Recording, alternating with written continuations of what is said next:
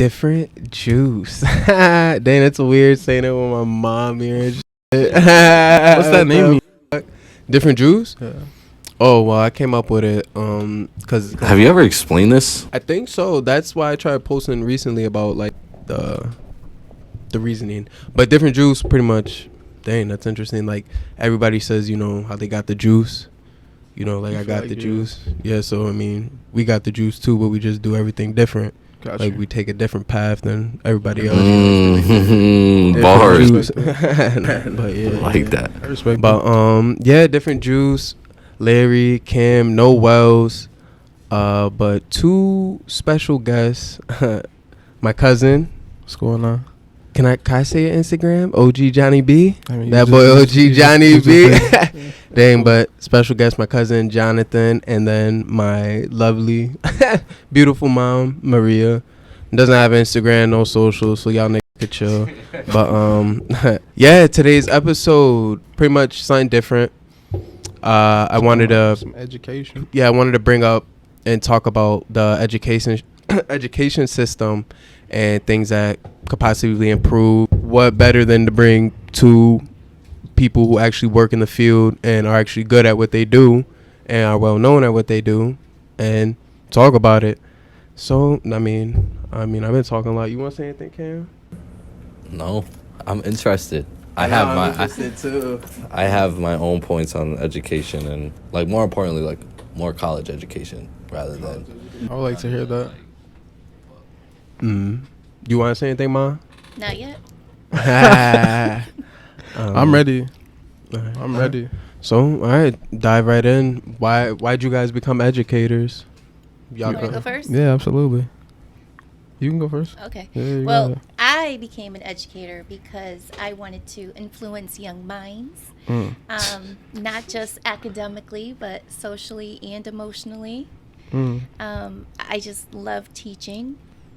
When you're teaching something new to a student, and especially the younger ones, well, not just the younger ones, all of them, and they get that aha moment, it's just like, it's rewarding. It is. It's really rewarding. And me working from kindergarten all the way up to college level teaching, even working with the young adults that I do at the college level, it's just a rewarding career. I guess just to piggyback off of that, I was actually reading my I work at a high school now. I was reading my college essay the other day. I said I either wanted to be at the end of it. This was like to UMass Boston. I told them I either wanted to be a math teacher or a guidance counselor. So education was always going to be the thing for me. Once I started working in schools, though, like I recognized that like guidance counselors, they don't really leave their jobs like that. So there's probably like no shot for me to get a guidance counselor job. I think I'm like more like a one-to-one type person. So that's why I got into special ed. Like, cause I have like a smaller class size, I get to influence like a little bit, like the underserved people. So I definitely wanted to get into something where my impact, even though it's like on a smaller scale, it's still a large impact because it's like I'm helping them transition into the real world for the most part, because I've been working at like the 12th grade level. Dang, this might sound dumb, What's but up? like, cause I never like, I don't know. I just want to interested like. Before being a special ed teacher, Yeah. did your like whole outlook on people with special needs and kids with special needs and probably like kids who came from trauma or anything like that, did it make you like change your outlook on life? I don't think my outlook is Or like how look out on them, like I get you. I'm a little bit more informed on like disabilities, because obviously like a lot of the disabilities that I do moderate disabilities, so like all their disabilities you can't physically see. Well, not all of them, but for the most part, it's a disability you can't physically see. So it really takes time to know a person, but at the same time, like I'm trying to learn this person within a year and a half and help them transition out into the world, because a lot of them leave with like no plan. So if anything, it's just helped me grow a little bit more patient than anything. It hasn't necessarily made me view people a little bit different, because obviously I'm like, not obviously, but I am like a very like objective person. people come to me as they are. I accept whoever, like however they are. But for the most part, it's just helped me grow a little bit patient, because I have to take more time to learn the individual now. Like I definitely like apply that to life, if anything. Same question I asked him. What special ed? Well, I know you're in education, but like I don't know exactly like your specific where you're in. So what I do is I work with students who are at risk of dropping out of school. They have experienced some kind of trauma or challenges throughout their lives, and they have not been able to access the curriculum in a general classroom setting or even a general school.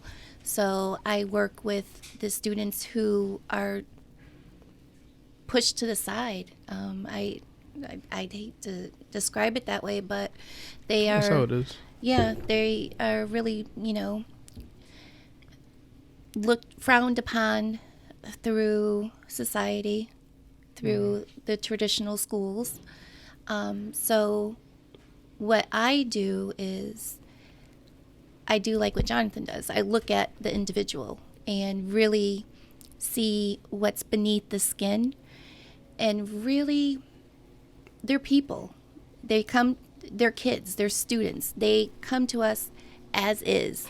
There's no returning them. So, they're there.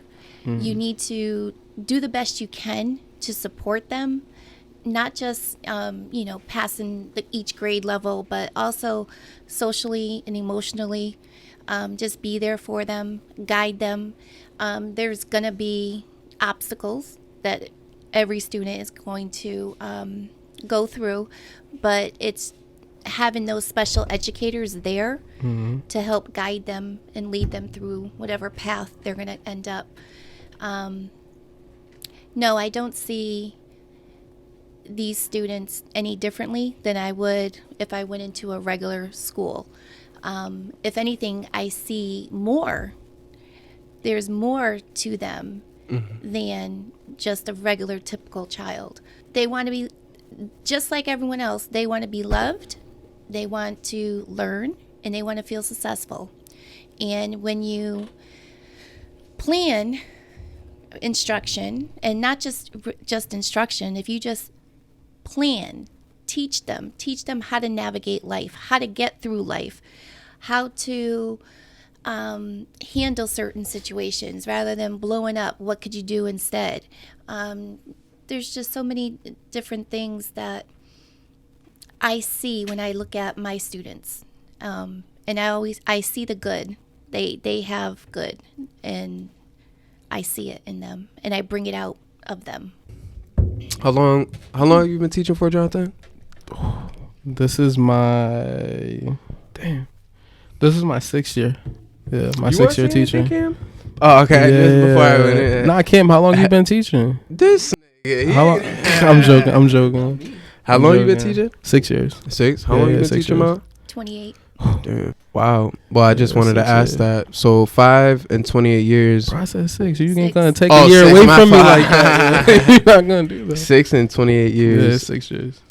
What improvements would you guys like to see in the system since your time being in it? Like, what improvements?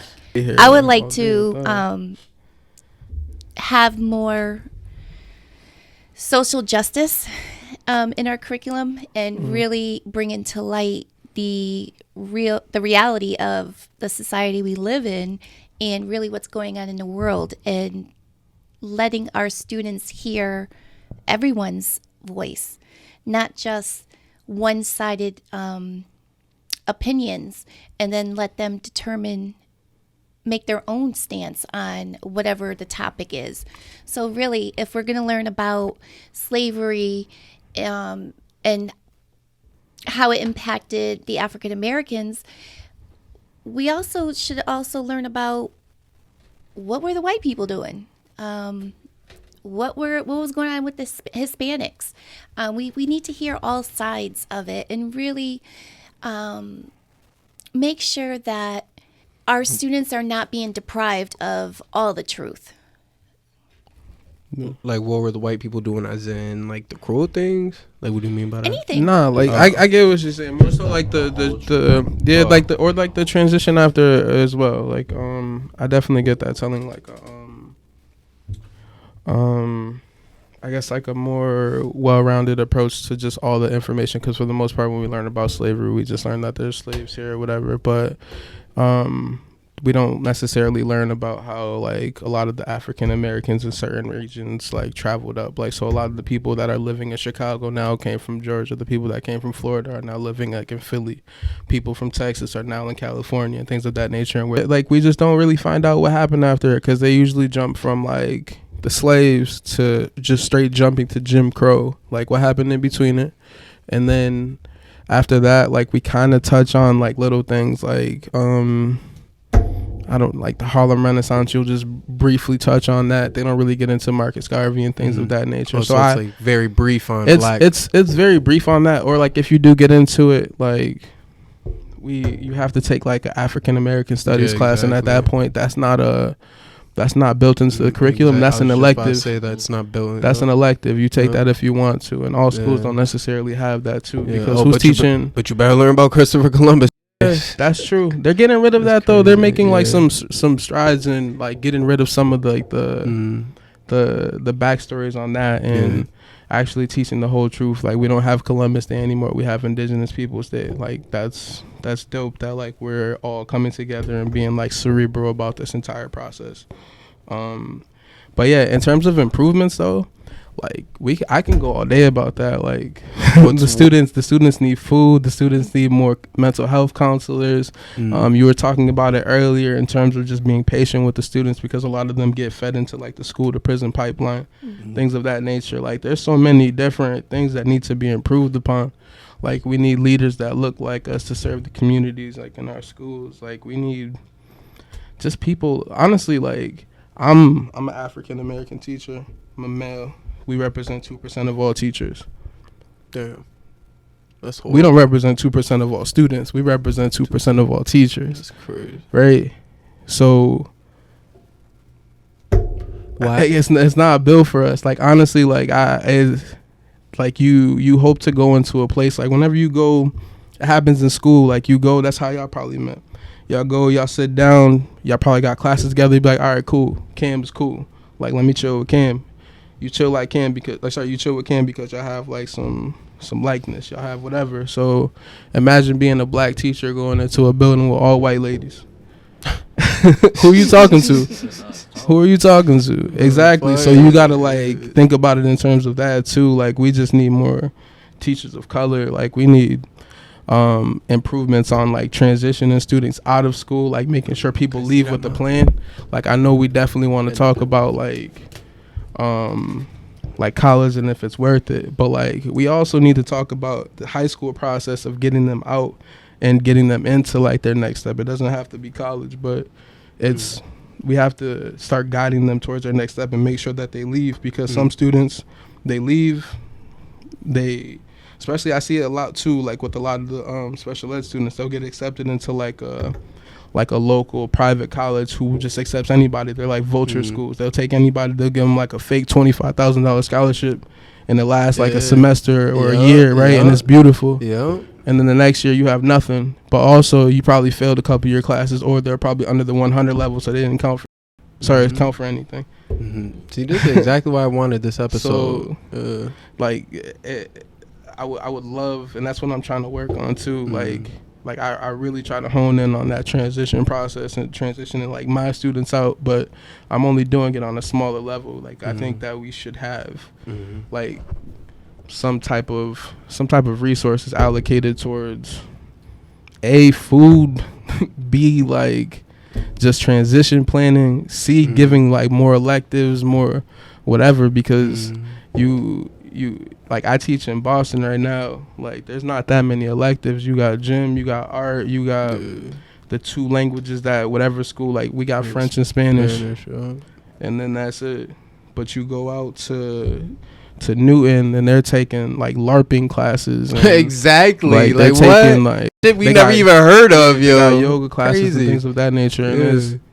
it's I actually no, I can't even say I get it, but I don't get it. I I don't get it. I get it in terms of like they have more money because of property taxes Yeah, paying that's for facts. schools. No, that's facts. And they might have like Yeah. donors and whatnot. So I That's get it in facts. terms of that. You got $1 million homes, Yeah, tax more exactly. people, all that Yeah. stuff. It makes more sense. That's true. But at the same time, these Mhm. cities are getting millions of dollars. What are we doing with it? Exactly. We have a lot of people just sitting in like these. Actually, let me not try to get clipped.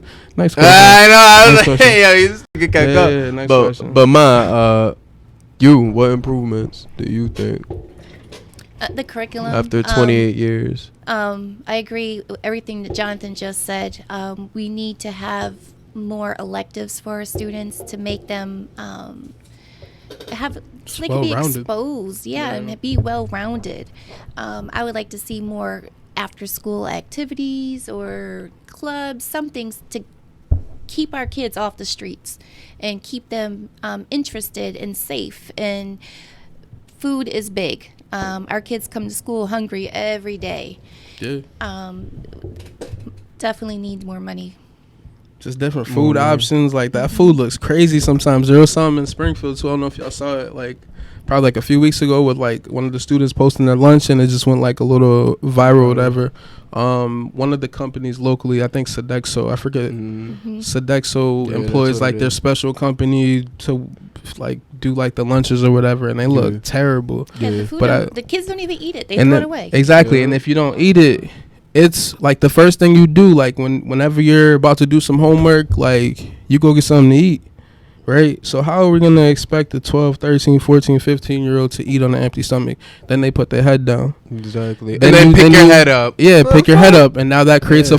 a bad relationship My with the fault. teacher because now you're annoyed with the teacher. Yeah, exactly. Now if the teacher has a short fuse with you, whatever you do, boom, go to the principal's office. Now you create a relationship with the principal. Now you keep going to the principal's office, you keep doing dumb. Now you get suspended. all because of food. Now Because you the get kids not- suspended. Yep. Keep getting suspended. Boom. Somehow, some way, end up in the court. Yep. Everything Somehow, ends up some going way. through the court, right? Even though you like it's not a charge, you're still in the court. I don't know why they handle those things in the court. Whatever may have you miss enough days. Blah blah blah. You know what I mean? Like you're already wrapped up in the court system. You blah blah blah. Then long story less long, you end up like getting fed right into the system somehow, some way. That's another check for these people who own the jails. Another W for capitalism. Yeah. Feeding little black kids into the system. That's how they make their money. It's big business. All right, let me Big clip it business. right here. Because you haven't said none.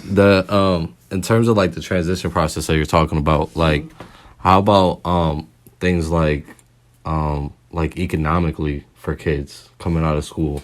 Because a lot of kids don't know, like especially me, like coming from where we come from in Springfield, you don't really learn much about like economics, like your credit or how important it is to have like a bank account, how important it is to. But then they're telling you to go take a like a $20,000 loan out and go to school, and you don't really know what you're getting into at 16, 17 years old. That's crazy. A bank would never hand a kid $20K and be like, "Yo, do something," but they'll hand them $20K and say, "Go to school." Yeah. And you better pay us back. That ain't going nowhere. Yeah, and then crazy. like a lot of times, like you said, they'll give a kid a scholarship for a year. They'll talk it up, like they're about to get the scholarship the whole time, and then now they're yeah. And I feel like a lot of that comes from like the high schools and a lot of things that they tell you a lot of the good, but they don't tell you like the dark side of what goes into like the next level of life, basically. Because not everybody's even gonna go to school. Why do you feel that schools don't like make that kind of like important? Why do That's I? for both of you guys, by the way. That's no. I mean, that's always like the go-to question, especially for like I'm a math teacher too, so it's like, Why are we learning Yeah, this? why are we learning this? And like, and I don't. Sometimes you just don't really have the answer for it. I mean, but realistically speaking, though, that is something that like my last school was actually moving towards. So we teach like a financial literacy class. It's called financial math. Oh, that's dope. That's fine. And a lot of schools are actually going towards trying to teach a financial literacy class. In schools, why don't they do it? I can't really speak to what happened before me, but I can definitely say that schools should be doing that. Schools should be giving like some type of information, but I there's 30-year-olds that don't know what taxes are, like how much they get in taxes for, and I get that, but at the same they expect time, us to pay them. I'm in agreement with you. I think schools can be doing a little bit more in terms of like making sure that students are ready for the world, whatever ready looks like. Yeah. At the same time, school and education are not synonymous. So education does not only happen inside the classroom. What are you learning at home? Okay. Like, what do you learn? What are you really learning at home? And why are you also like allowing a school to give you the only history that you consume? Like, schools are giving you the basics so you can like move on to the next level and whatever. Also, realistically speaking, and like the pandemic served as this like the reason why we're in school in person right now. Like, society looks at us as either scapegoats, babysitters, scapegoats. Like, we're just messing up society. Like, honestly, get clipped, like honestly, like they literally look at us like that. Like, something goes wrong with society, what happens? Blame the teachers. What happened? Like, he was being bullied in the school. What were the teachers doing? Teaching 30 kids at a time. That's what they were doing. It's hard as hell. Like, it really is. Like, and let you be like a special education teacher. Now you got the special ed like, because we do inclusion classes. So now there's 2 teachers in the class, but there's like 35 kids in there. So now you got a mixture of this. It's a lot. It's a lot. But we already talked about the limited resources too, and we got to compete. That's the thing that people don't really notice. Like, on the inside, like on the outside, just being a student, you don't know that your teacher has to meet a certain number. Like, if too many people fail that class, that's a problem. If too many people don't pass that MCAS that we have to take standardized testing, your school gets closed down. Right? Yeah. So some people, like, you're dealing with outside factors. We have to now teach the whole child social emotional learning, what you talked about. So we have to make sure that they're comfortable being there, but also we have to make sure that they're learning something and competing with the white kids that don't got nothing to deal with. So technically, we should be doing more, but when are we going to squeeze in financial literacy in that? Yeah. Like, I think the problem isn't with the schools. It's more so capitalism. Like, we can just go right back to capitalism, because I could easily go back to racism, but like, racism is there too because it is that capitalism. Like, the fact that we're competing with each other, like the fact that we have to compete with schools, like, why are we competing with other schools? Institutionalized racism. It's like all whatever racism you want. Institutionalized, that was like, the word I was thinking about. Nah, there's different types of racism, and all of them are always on display. 1000%. Like, look at the AP. Look at the AP classes. The AP classes in the hood, you probably get like 2 AP stats, AP bio, and then you might get an AP language. None of them are taking AP Calc, and if they are taking AP Calc, they're not getting 3s and 4s on the exam, so there's no point because they're not getting the college credits. Ooh. So you're just taking the classes, and realistically speaking, the AP class, that pace is not what a regular college class is. I don't know if y'all took AP classes, but AP classes, high school is harder than college for me. Well, for me it was. Like, that pace, the fact that you have homework every night, all that stuff, whatever. But yeah, you might have to speak for yourself on that one, buddy. I don't know. The pacing was really like, in high school, my grades were terrible. Wow. I graduated with like a 0.8. Shut up! Like a 0.8. I promise you, it's in the newspaper. I promise you, Google me. I'm dead serious. I graduated with like a 0.8. 0.8. Yeah, I stayed back my senior year. What? I didn't know the day. I missed too many days, all that stuff. You could have fooled me. Damn. Look at me. How would you feel if your teacher had a 0.8 GPA in high school? How would I feel when I found out? I don't know how I would You feel. should feel more connected, like somebody is you know what I mean? But at the same time, you're going to question that person. Like, damn. If your doctor had a 0.2, you're going to be like, nah, I'm not going there. Yeah, that's facts. But I don't know. Like, there's a lot of stuff that needs to be changed. Like, all in all, there is a lot of stuff that needs to be changed. Realistically speaking, we could be doing more to teach financial literacy and things of that nature. We should be doing more with community programming, like tying in the community centers with these people so the students have things to do, places to, like, people to talk to, adults, like mentorship programs, all that beautiful stuff. Because, like, I said it earlier, we need to teach the whole child. Like, we need to understand that this student is hungry. Like, we need to be patient with them. We need, like, our students need, like, the utmost love and attention. They don't need a punitive system. And I think a good amount of the schools, especially the schools in Boston, like, that I can actually speak for, are moving towards restorative justice than punitive punishments. So things of that nature kind of help, like, not contribute to the school to prison pipeline.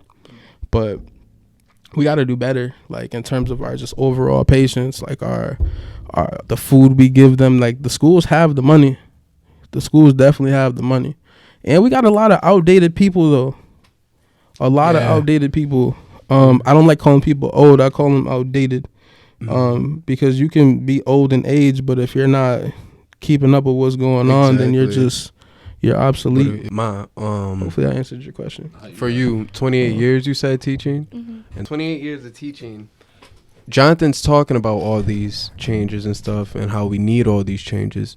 But after 28 years, have you seen people propose change and the system actually take action and implement the change? Or is it just all bullshit and just talk?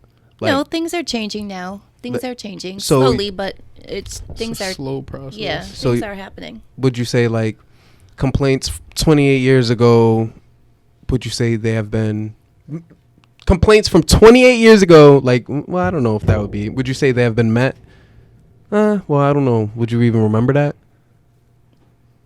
No, I think changes are happening now because it's more. People are more aware of the inequities throughout our school systems, and people are being challenged now, and things are being questioned. So I believe the school system is changing for the better. I do. It is completely different from 28 years ago. 28 years ago, the average teacher was a middle-aged white woman. Now we're starting to see more minorities who are in the field, who are taking on becoming teachers. It's just it's a slow work in progress. It's not going to happen overnight. So you would say the change has happened, but just not as fast as people would like it. Right. Changing it's occurring, and it's going to look different within every school district. It's not going to be the same. Too. It's definitely we're definitely speaking from like a Massachusetts perspective here, because outside of Mass, this shit is crazy. Like, especially like in Texas, I think it was Texas that passed that bill where they can't teach like Black history or something like that. I'm really not too well informed with the news. I think it was a proposal. It was a proposal. I don't know if it was actually passed, but we should definitely fact check it. All right, college, your thoughts. I'm just gonna ask the question just straight up. What are your thoughts on it? Is the debt worth it, and is the stress actually worth it all? Is it worth it? Yes. All right, Ma, you were quick to answer. Go ahead. Why? Yes, it is. Because nobody could take away your education. Boom. I like that. No matter what, you will always have it to the day you die. I like that. Which is true. I hear that, but is it worth the mental? It all depends on what you're doing. Yeah, it's all relative. Because like, obviously nobody's gonna tell you to go to school like at Boston College where it's $60,000 and get a sociology degree. At that point, it's like you're 4 years of stupid. Like, you're bugging unless you got somebody to pay for that. What are you gonna really do? Like, I promise you. Like, I switched my major. Like, I'm indecisive. My first year at UMass Boston, I switched my major. My first year and a half, I switched my major 3 times. What were they? I went in there as a math major. I looked at the math classes I had to take. I'm like, hell no. There's no way that somebody needs this much math in life. You got to be crazy. So I wanted to do like, I was really good with like computers and whatnot. Just, you know how like everybody just messes with stuff and you just figure things out. So I'm like, all right, bet computer science. Hopped into a computer science class. No, that's not computer science. Actually, like once I seen people doing coding and whatnot, I'm like, yo, I'm in the wrong field. That shit's hard. Exactly. So I'm like, all right, cool. Let me bounce back because now I got to get out of here in 3 years. So I switched to sociology. Walked into a sociology class. The first thing the professor said, you know what the famous joke is about people that major in sociology? They said, no. They said, what's the famous phrase for somebody who graduates with a sociology degree? And it's, can I take your order? Because you're probably not going to get a job.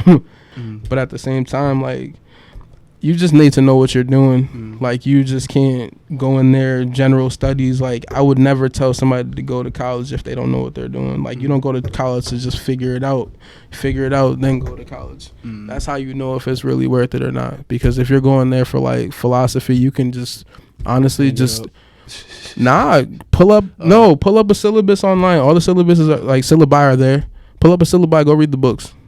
If you really want to be like a philosophy major, go do that. Go read the books. Go watch some YouTube videos. That's fast. Go do it. Go self-educate. Go look at Jordan Peterson. go do it. Go do whatever it is that you have to do. But if you want like a different type of job, like an engineering job, obviously, like, go do your thing. But like, college isn't for everybody. That's what I was trying to talk about. Like, that's what I was trying to say, like, with the transition plan. Like, a lot of the students that I talk to, like, they could barely add numbers. Let's just say they could barely add numbers, right? They could barely add negative numbers. They could barely multiply numbers. They don't know a negative times a negative is a positive, all that good stuff. You kind of have to be realistic with people and helping them transition and plan. Because if you can't, it sounds kind of bad, but you kind of have to be realistic with people, like, in terms of guiding them. Like, if they want to be if they just say they want to be like a doctor, like, that's however many years of schooling. 12 years of schooling? Give or take. It's a really long period of time. So like, helping them see like, well, maybe this 4 years of nursing might be a little bit more manageable for you, because after a certain point, you're not going to get as much help. Like, you're not going to be able to get all the resources that you're getting, because they don't know that, like, that 504 plan that they're on now is not going to transition, or that IEP, some schools don't recognize it. So you're probably not going to get the same accommodations when you transition to college.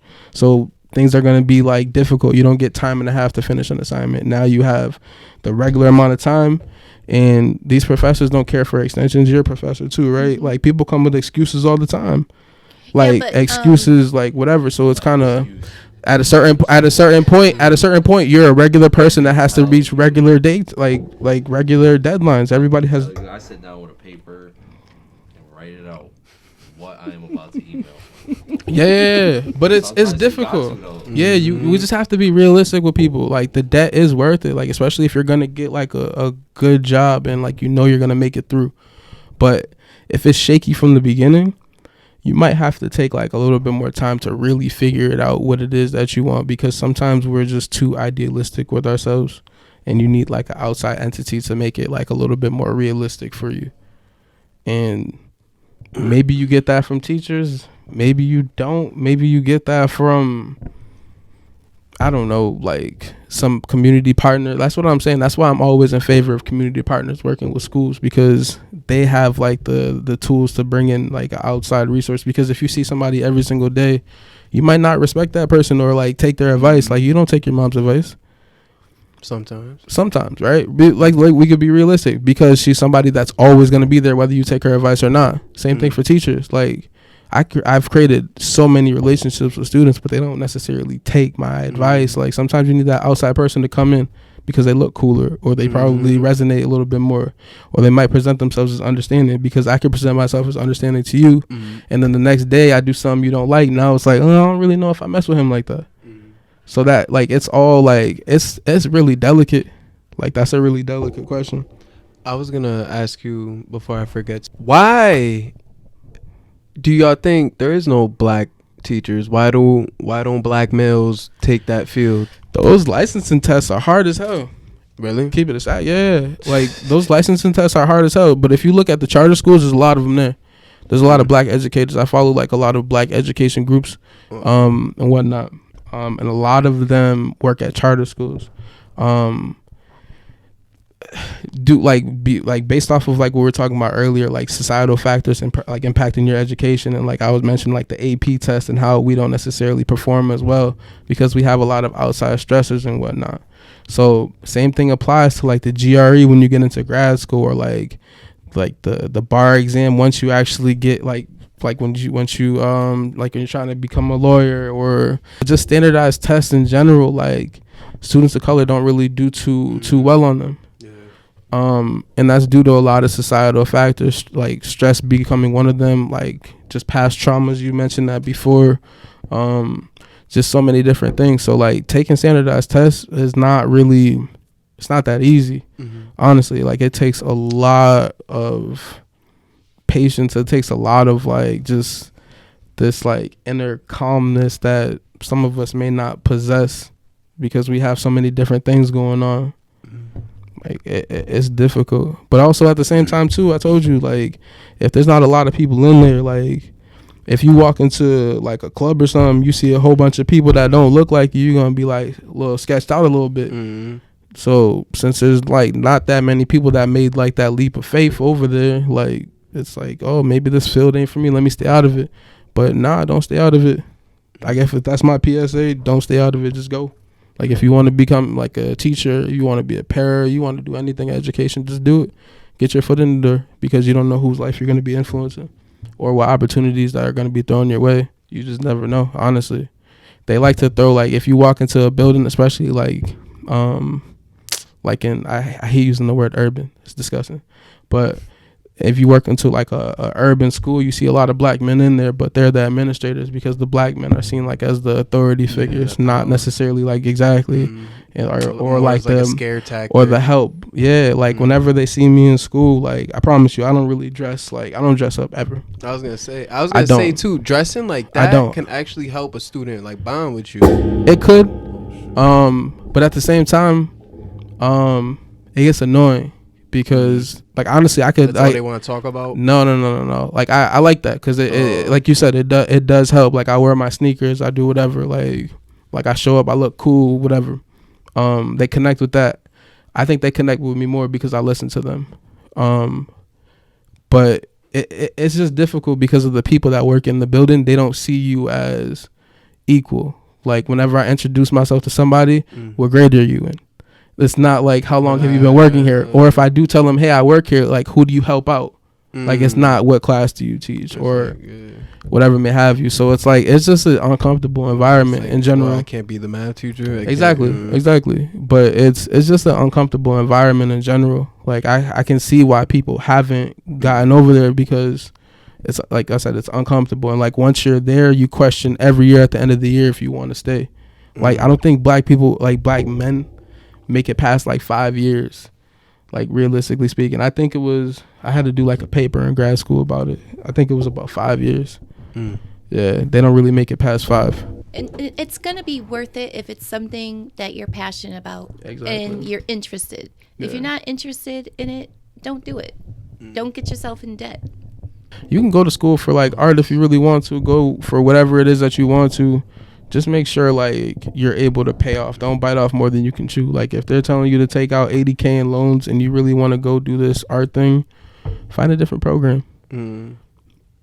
Try to find some money. If you can't find the money, then don't do it. Student loans. Yeah, I mean, there's a student loan. And take out public loans, not private loans. Yep. As teachers, as you were talking about standardized tests, is there any other way besides the standardized test to test the kids' intelligence on the subject? Like what other ways? Final exams, mid-year exams. Like what? And besides tests, besides the test, though, like people be like, oh, I don't take good tests. Okay, that's fine. So what other besides tests can y'all do? Projects. Yeah, I was gonna say there's a lot of project-based schools now too. Like there's they'll do like portfolios. Yeah, we do that. Like projects. There's definitely like alternative routes. But the state, like in order to keep the school open, like we don't want to do standardized testing because it's inconvenient. You got to shut down a week in the middle of the year to do MCAS testing. Nobody wants to do that. The MCAS should be at the end of the year if we're really going to do this, or the beginning of the year. You shouldn't have to shut things down. It's like totally inconvenient, and then you find yourself teaching to the test instead of teaching the interesting things that you wish you wanted. Exactly. So it makes sense because it helps, like, it helps to make sure that each school is actually it's like a performance standard more than anything. But at the same time, it shouldn't be like, they don't even take into account like special ed, like students, like they're still counted towards like the overall amount of people that need to pass the test. Do you think it's a way to hold schools accountable for making sure students are learning? Right. I'm actually in favor for the test, but see, why are you in favor for it? Speak more to the mic too. Because it's holding teachers accountable, not just teachers too, but building leaders, building administrators. And think about it when you went to school. I want to make sure you're learning the most that you can, and you're going to be as smart as you can. And even how if it's am I going to bullshit do that? and useless? It's not. How? How did you even come up with this whole podcast thing? Okay, I would say because my critical thinking and all that There skills you that I go. developed at school, Yes, and at home. but but like algebra or whatever. Like what's another in high Geometry? school or in, like we can't just stuff straight like straight that. attack math. So like you think like the kids stressing about useless stuff that young is worth It's it? not It's useless. not useless because if you wanted to I actually think it's- pursue Okay. a career in math, right? It's probably not applicable to you, but you do like business, right? You have to be able to multiply numbers, and you have to recognize Okay. quickly if some shit is off. You go to the store, you get $7 of change, and they hand you $5. You got to recognize that this is whatever. Or you see something on sale, you're shopping. You see a shirt's $18. Okay. You need to know it's That's 20% off. addition, subtraction. You need to know if it's 20% off. That's You not need geometry, but you need I'm just logical saying. thinking, but at Yeah. the same time, you need geometry for higher level math. You need algebra for higher level math. So maybe there should be a cutoff point, which there is after advanced algebra, which is 11th grade, right? So after 11th grade, sure, you don't need it. That's why college, they only make you take one math class. Sorry, Like two math classes statistics? dependent. No, statistics and college algebra, right? Exactly. After that, you don't really need it. It's just basically like the general things to make sure that you're well rounded and wherever you go, like they give you a little bit of exposure to everything. It's not like saying, hey, pick a major at 14 because you couldn't pick a major at 18. But why would we allow a 14-year-old to pick a major? Like we could substitute those BS algebra classes with, like you said, financial literacy or things that can actually benefit the child. Definitely room For substitution. Like, No, take out the freaking geometry. What do I need to learn about shapes for? I build blocks and all that when I was a kid and all that. I don't. Yeah. Okay, I get, like you said, if it's specialized, like, bang, take that out, boom. I agree. Cooking. Listen. Or, like, Listen. Boom. We agree with you. We agree with you. At the same time, this is why I'm not in favor of the standardized testing, because we could do a little bit more if we didn't have to compete with all these different schools and be measured the same exact way as these other schools. So I'm in agreement with you, but at the same time, I can't stand by saying that these things are nonsense, because whatever level you go up to, that means you're gonna have to, like, if we get rid of algebra, you're gonna have to get rid of algebra at the college level too. So now we're trying to change high schools, we're trying to change colleges as well. How early do we start doing this financial literacy? Also, let's keep it a stack. A lot of your friends didn't pay attention to the regular shit. What makes you think they're going to be interested in this financial literacy? If you ain't pay attention, you're not going to pay attention regardless. Like, it doesn't matter what we put in front of you. That's I'm not saying that we shouldn't do it, but I'm saying a lot of the people don't necessarily pay attention. A lot of y'all didn't pay attention. That plays into the interest Yeah, into the people- subject. Kids feeling like they don't really need it. Yeah, exactly. Right. I mean, I feel like there's especially like, because I'm kind of tapped into like the younger people. So I've recognized too, and especially just being on social media, like just seeing a lot of, and this is definitely like one of those like social media type conversations where like people just keep saying like, I made it without school. School doesn't teach you anything. School doesn't do this. School didn't do that. And it's like a fad to just like say fuck school. Well, yeah, no. But it's a fad to just say that. But at the same time, school helped you, gave you a place to socialize with your peers, so you're not stoic. And now you can enter society, and you now, like, without even the academics, you now know how to at least be a greeter at a store. Yeah, exactly. That's a job right there. You know how to rip tickets at a movie theater. Boom. Basics. Gives you the basics. School gives you whatever you need. You can question all that stuff. Like, you can question the need for college, honestly, because whatever job you go to, you're going to have to get trained regardless. Wow. But at the same time, that sounds like a really general statement that really resonates with people that don't like school, because if you get an engineering job, like, you don't learn that job in a day. Like, you're gonna have to need some foundation, and you get that at college. If anything, what we really need to do is restructure how college is. Like, it shouldn't take you 4 years to really graduate. I think it should take you a little bit less, and they should cut out the general, like, well, yeah, what is it called? The general studies, the general studies credits that you get before you really get into like the thick of your major in your junior and senior year. That right there, we tie all back to capitalism too. They want to make their money before you get out.